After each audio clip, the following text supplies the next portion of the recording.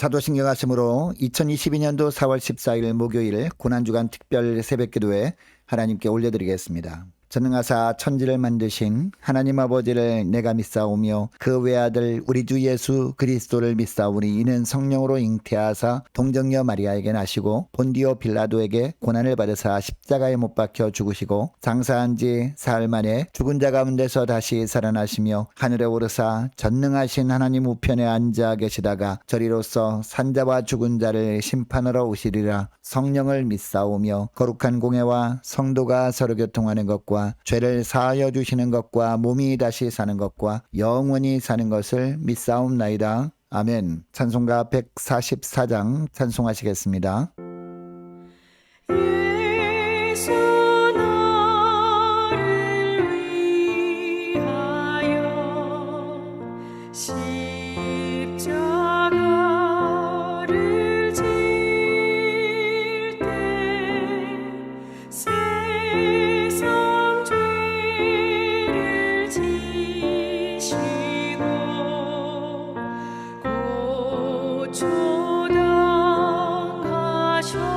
고초당하셨네.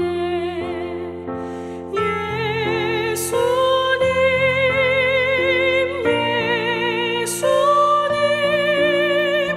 나의 죄 위하여 몸에 피를 흘리니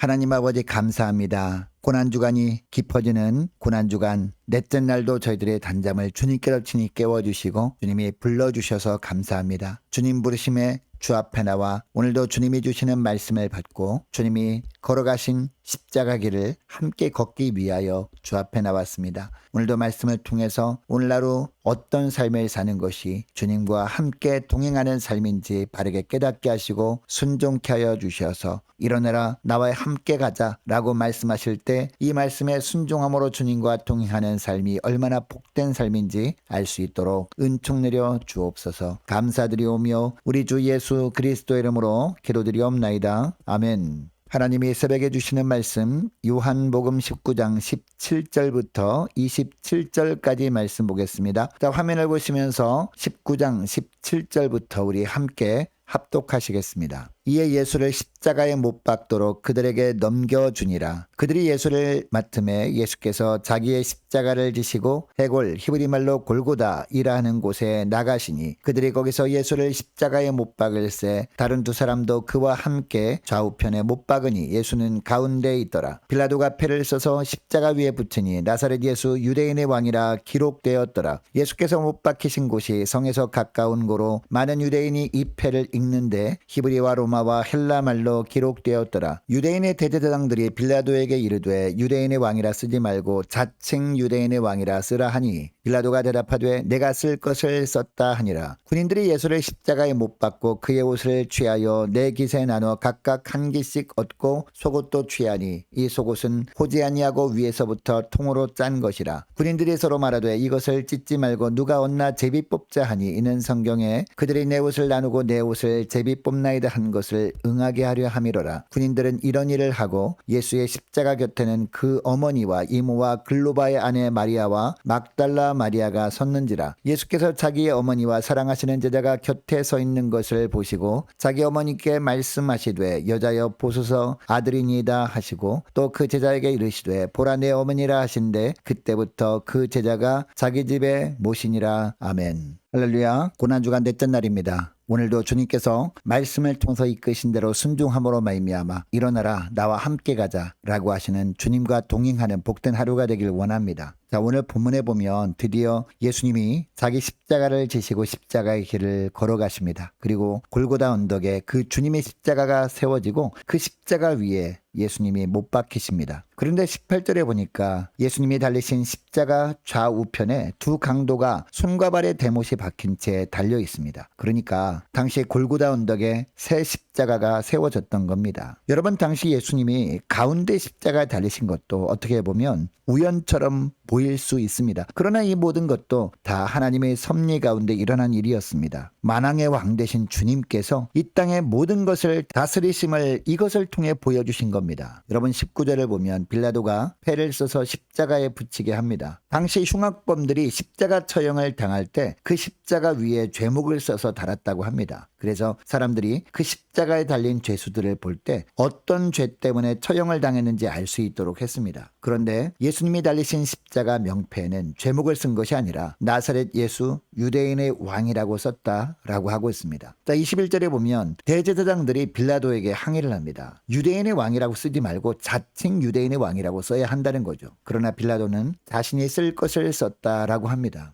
여러분, 자칭 유대인의 왕이라는 말은요, 얼마든지 죄명이 될 수 있는 말이었습니다. 그러나 유대인의 왕이란 말은 죄명이 될 수 없는 말입니다. 그러니까 유대인들은 없는 죄를 만들어 예수님께 뒤집어 씌우고 예수님을 십자가에 넘겨주었지만 하나님은 빌라도를 통해 십자가에 달리신 예수님이 왕이심을 선포하고 계시는 겁니다. 그리고 이 말은 세 가지 언어로 기록했다라고 하고 있습니다. 20절 하반절 말씀 보니까 먼저 모든 유대인들이 보고 알도록 히브리 말로 기록되었습니다. 그리고 로마와 헬라어로 기록했다라고 하고 있습니다. 여러분, 당시 세계의 중심은 로마였거든요. 가장 막강한 힘을 자랑하던 나라가 바로 로마였습니다. 그리고 당시 세계에서 가장 넓은 땅을 가지고 있던 나라가 바로 로마였습니다. 그래서 모든 길은 로마로 통한다는 말이 있을 정도였습니다. 그런데 로마가 점령한 모든 지역이 공통어가 당시 헬라어였습니다. 뿐만 아니라 세계 모든 나라 사람들은 원활한 경제 활동을 하기 위해서는 이 로마와 관계를 맺어야 했습니다. 이것을 위해서는 헬라어를 익혀야 했습니다. 또한 로마 시민들만이 사용하는 로마어도 있었습니다. 여러분, 나사렛 예수 유대인의 왕이라 명패를 이 세 가지 언어로 기록되게 하신 이유가 무엇일까요? 우선은 예수님을 십자가에 넘겨둔 유대인들이 예수님께서 만왕의 왕이심을 보고 알라는 겁니다. 그리고 둘째는 모든 이방인들도 다 이 글귀를 보고 예수님이 왕이었음을 알도록 하기 위해서 세 가지 언어로 기록되게 한 겁니다. 여러분, 이것만 보더라도 예수님이 십자가를 지신 것은 물론 인간적인 관점으로 보면 억울하고 비참하게 죽임을 당한 것이었습니다. 그러나 하나님 나라 관점으로 보면 예수님은 골고다 언덕의 세 십자가 중에 가장 중앙의 십자가 달리심으로 말미암아 온 세상을 통치하시는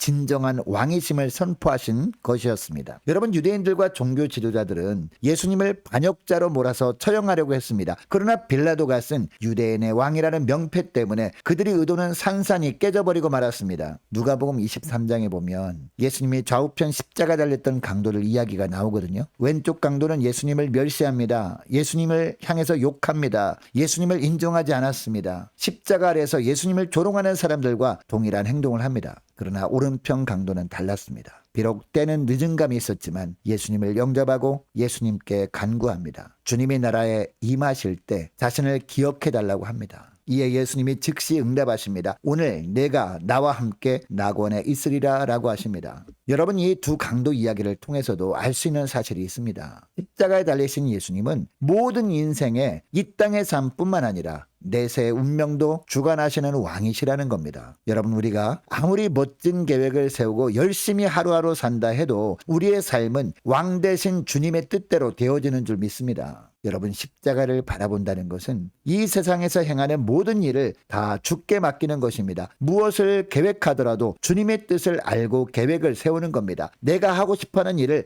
나의 유익을 위해서 하기보다 주님이 나를 통해 영광 받길 원하시는 것이 무엇인지 기도하는 가운데 깨닫는 겁니다. 그리고 그것을 주님이 나에게 주신 비전으로 알고 그 비전을 이루기 위해서 애쓰는 겁니다. 또한 죽고 사는 문제도 다 주님의 손안에 있음을 기억하며 주님께 이것까지 맡기는 겁니다. 이런 삶을 살 때 주님이 우리를 붙드시고 천국까지 인도해 주시는 줄 믿습니다. 계속해서 25절 말씀을 보면 4명의 여인들이 나옵니다. 예수님의 어머니 마리아와 이모 글로바의 아내 마리아와 막달라 마리아입니다. 그동안 그렇게 예수님을 따르던 제자들의 이름은 나오지 않습니다. 단지 이름을 밝히지 않는 한 명의 제자가 있을 뿐입니다. 여러분, 이것을 통해 깨닫는 것이 있습니다. 참 제자란 말만 번지르르한 사람이 아니라는 겁니다. 말을 앞세우기보다 행동으로 묵묵하게 예수님을 끝까지 따르는 자가 참 제자임을 보여주고 있는 겁니다. 여러분, 여기에 나오는 이름 모를 제자는요, 예수님이 십자가에서 죽으실 때까지 끝까지 예수님 곁을 지켰던 요한입니다. 여러분, 사도 요한은 베드로처럼 요란하게 신앙 고백을 하지도 않았습니다. 예수님을 위해 죽기를 맹세하지도 않았습니다. 그러나 주님이 어디를 가시든지 묵묵하게 주님을 따랐던 제자였습니다. 심지어 예수님이 신문을 받으시기 위해서 붙잡혀 가실 때도 주님 곁을 끝까지 지켰던 제자가 요한이었습니다. 여러분, 여기 나오는 여인들도 마찬가지였습니다. 12제자에 포함되지는 않았지만 결국 십자가까지 말없이 주님을 따랐던 여인들이었습니다. 여러분, 오늘날 많은 그리스도인들이 주님께 다짐하는 것을 봅니다. 요란하게 맹세합니다. 가만히 들어보면 뭔가 주님을 위해 대단한 일을 할 것처럼 보입니다. 주님이 이런저런 것을 해주시면 주님께 어떠한 헌신을 하겠습니다 라고 약속을 합니다. 그러나 참 제자는 이런 말을 앞세우기보다 묵묵하게 주님을 따르는 자입니다. 주님이 걸어가신 생명의 길을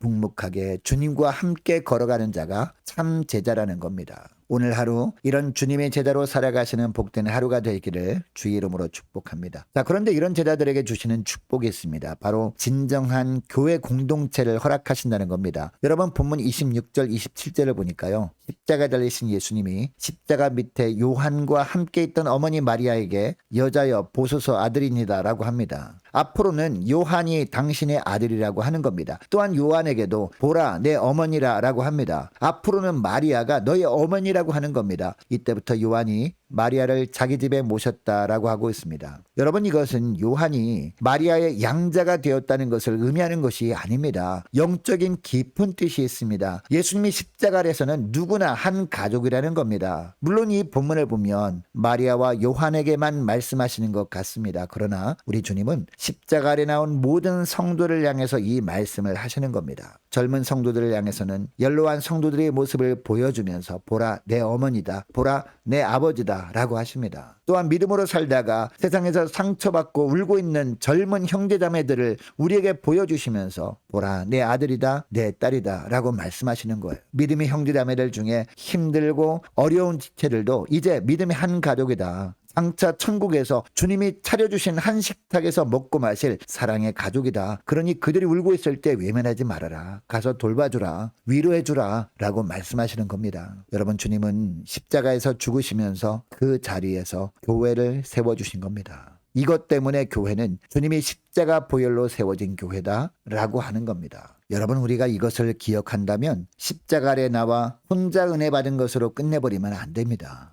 은혜 받았다면 소외된 심령이 없는지 주위를 둘러보아야 합니다. 한 사람도 낙오한 사람이 없이 그들과 함께 동고동락하는 모습이 있어야 하는 겁니다. 그래서 누구라도 교회 오면 여기가 천국임을 느끼게 해야 하는 겁니다. 이렇게 사는 것이 주님이 우리를 위해 지신 십자가를 헛된 것으로 만들지 않는 겁니다. 여러분, 이것을 기억하시고 날마다 십자가 아래 나와 더욱 사랑으로 연합하는 복된 저와 여러분, 그리고 우리 교회 되기를 주의 이름으로 축복합니다. 자, 오늘 말씀을 기억하고 함께 기도하기를 원하는 것은요, 이렇게 기도했으면 좋겠습니다. 하나님, 세상에서 행하는 모든 일들을 왕 되신 주님께 철저하게 맡기길 원합니다. 하나님, 십자가 아래서 주님이 흘리신 피로 공동체를 만들어주신 주님, 나보다 연약한 자를 부모로 알고 더 섬기길 원합니다. 상처받은 어린 영혼들을 자녀로 알고 더 잘 돌봄으로 말미암아 교회가 천국이 되게 하옵소서. 간절히 기도하기를 원합니다. 고난주간 동안 거룩하고 정결한 삶을 살아가도록 도와달라고 함께 기도하기를 원하고요. 많은 환우들 위해서 기도해 주시기 바랍니다. 유초등부 중고등부 예배 회복을 위해서 함께 기도하기를 원하고, 청년부 믿음 회복과 앞날을 위해서 함께 기도하기를 원하고, 군복무 중인 이시훈 형제를 위해서 우리 함께 기도하기를 원하고, 선교사님들 가정을 위해서, 나라 민족을 위해서 우리 함께 기도하기를 원하고, 우리 함께 가는 교회 앞날을 위해서 저와 여러분이 가지고 나온